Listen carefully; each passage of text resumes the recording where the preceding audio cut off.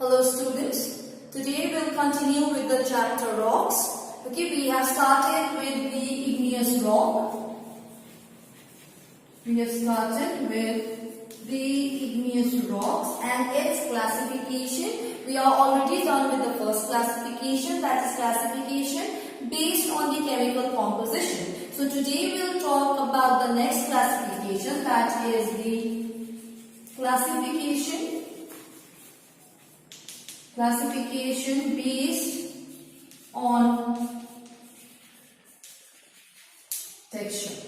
So when we talk about the classification based on texture of the rocks refers to the size and the pattern of mineral crystals present in them. So what we are saying here is that we are talking about the size and the pattern. Size and the pattern of what? The size and the pattern of the minerals crystal that is present in them. So the size of these minerals, okay, these mineral crystals depends largely upon the rate of cooling of magma. So this size and pattern, it largely depends upon the rate of cooling of the magma. Well, when we talk about this, rapid cooling of magma results in small crystals. While when we talk about the slow cooling gives rise to, or it gives birth to larger crystals. So one more time, it depends upon the rate of cooling of the magma. So as I said, rapid cooling leads to or forms smaller crystals. We are talking about this mineral crystals. Next, slow cooling gives rise to or leads to the formation of larger crystals. So, depending upon the crystals, the size of the crystals, these igneous rocks have been given different names. So, these names are, the first one that we have is your Phaneritic textured crystal. Phaneritic. Number 2, the next type of igneous rock formed under the classification based on the texture. The first is your Phaneritic. The second that we have is your Open. The third kind of texture or the third kind of crystal that we have is your equigranular. And the fourth type that we have is your porphyritic.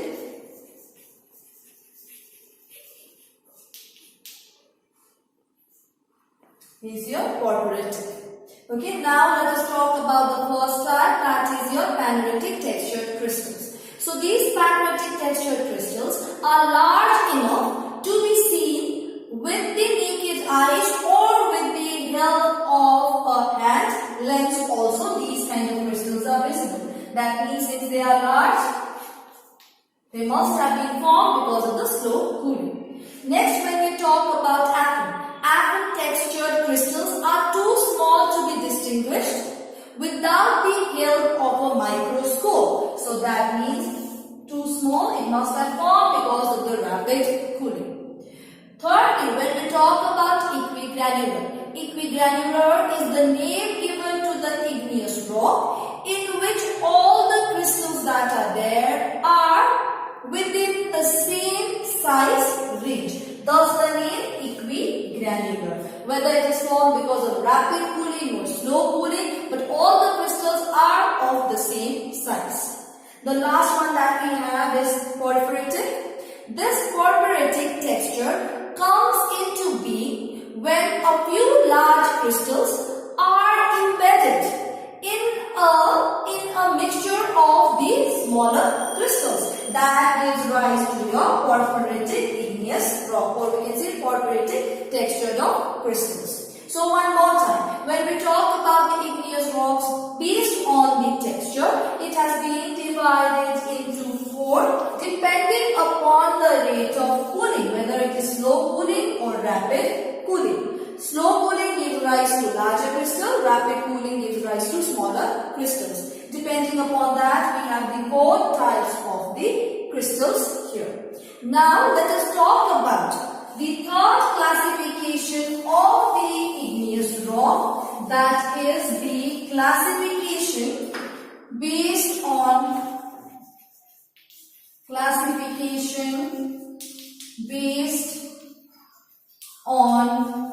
location. So when we talk about the classification based on location, like the other classification, it also has many types.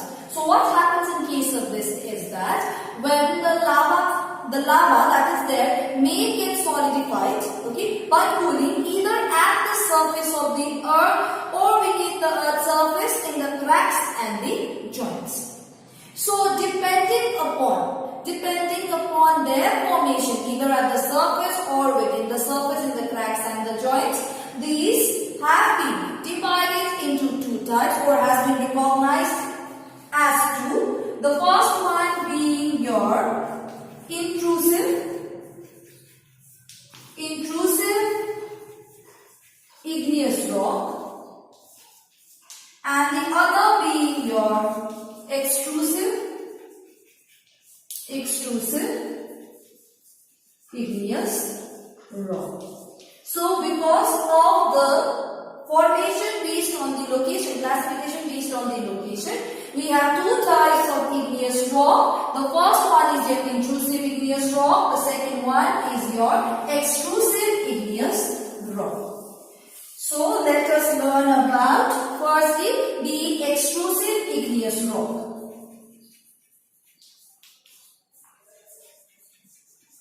The extrusive igneous rock. So when we talk about the extrusive igneous rocks, they are formed due to the solidification of lava at the surface of the earth. Solidification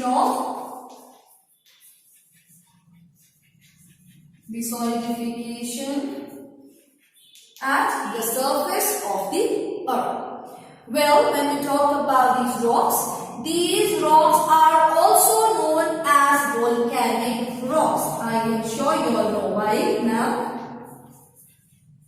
These rocks are also known as volcanic rocks. Why? Because they are formed as a result of the volcanic eruptions. As the lava reaches the earth's surface, it cools down rapidly. And as we discussed earlier, rapid cooling leads to the formation of small crystals. So this extrusive igneous rock that we have are found in the Deccan Trap. Okay, basically these are found in the Deccan Trap. Basalt, the rock that is basalt, is a typical example of the extrusive igneous rock. This rock that is basalt is used for building roads, and also it leads. This basalt is used for building roads. Okay, that is the basic use of basalt. This basalt that is there yields regular soil. Okay, when it is weathered, it yields regular soil. What is the other name for the regular soil? The other name for the regular soil is the black soil. So, when this basalt gets disintegrated or it is weathered, it yields regular soil, which is the black fertile soil, very suitable for the cultivation of cotton. Now the next that we have is your intrusive igneous rock. The next classification was your intrusive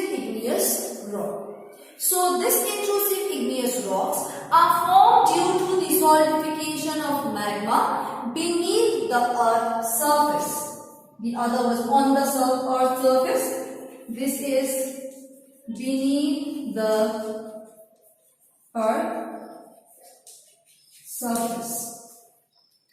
So, as this intrusive igneous rocks are formed due to the solidification of magma beneath the Earth's surface, these intrusive igneous rocks are further classified into two types. The first one is your Plutonic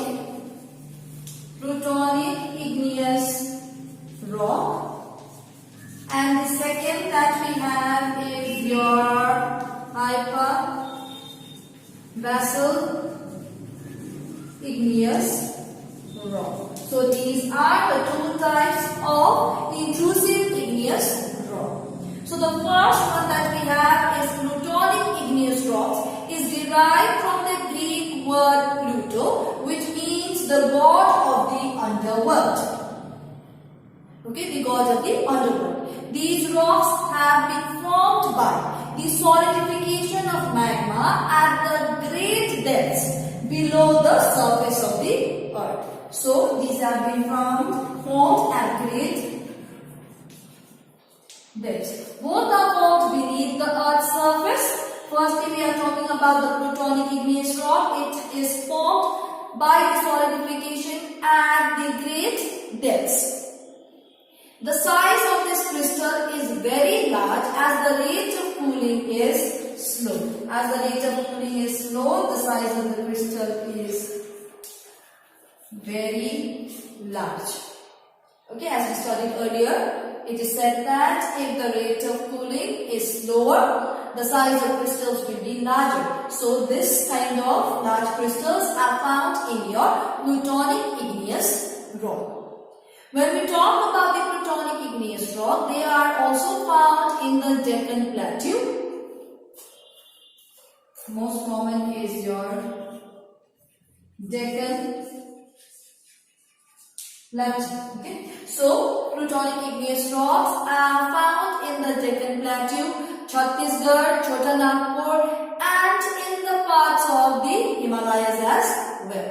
When we talk about the Plutonic igneous rock, granite is a typical example. In case of extrusive, we learned about the salt. Here, granite is a typical example of Plutonic igneous rock. It is used largely as a building stone. It is largely used as a building stone. That is your Plutonic igneous rock. So the next, that is the Hyperbasical igneous rocks. What happens in case of this is that often magma coming from below does not reach the surface of the earth and gets solidified in the cracks and the joints. That becomes your Hyperbasical igneous rocks. So the volcanic magma trying to come out on the surface of the earth is unable to come out and sometimes gets solidified in the cracks and joints inside the earth's surface. When these are found deep below the earth's surface, that becomes your Plutonic igneous rocks. If they are formed at the cracks and the joints, that becomes your Hyperbasical igneous rock. The material that is formed on the earth's surface becomes your extrusive igneous rock. So, here again, Hyperbasical igneous rocks are formed in the cracks and the joints. The rate of cooling is faster as compared to Plutonic igneous rock. So, the crystals are comparatively smaller in size. So, these are, compared to this, these are smaller than Plutonic. Smaller than the Plutonic igneous rock. When we talk about the examples of the Hyperbasical igneous rock, we have the dolerite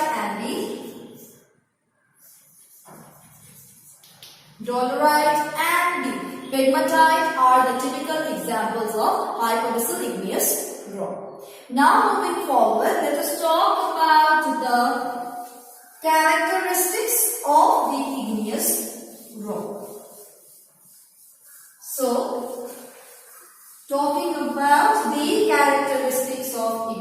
rock.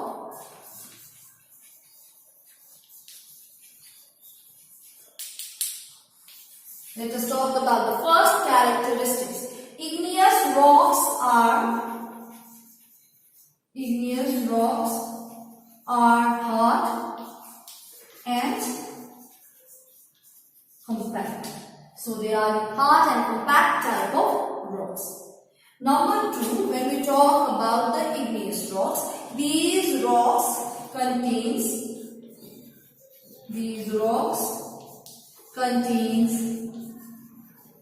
crystals. Thirdly, when we talk about the third characteristic of igneous rock, okay, the third characteristic of igneous rocks is that there are no layers in the igneous rock. There are no layers. As they are getting solidified, the solidification of magma and lava is taking place. There is no chance of any layer forming in it. These rocks contain crystals. Discussed earlier, the size of the crystals depends upon the rate of the cooling. So, the fourth characteristics in case of the igneous rock is that these rocks, or we can say that these rocks are free from fossils, or igneous rocks are free from fossils.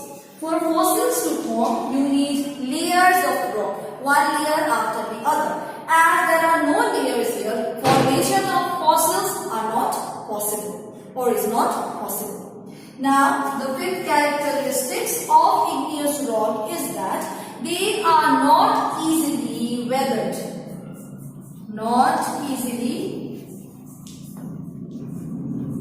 They are not easily weathered. That means they do not break easily. Now, the sixth characteristic of the igneous rock is that they are rich in minerals.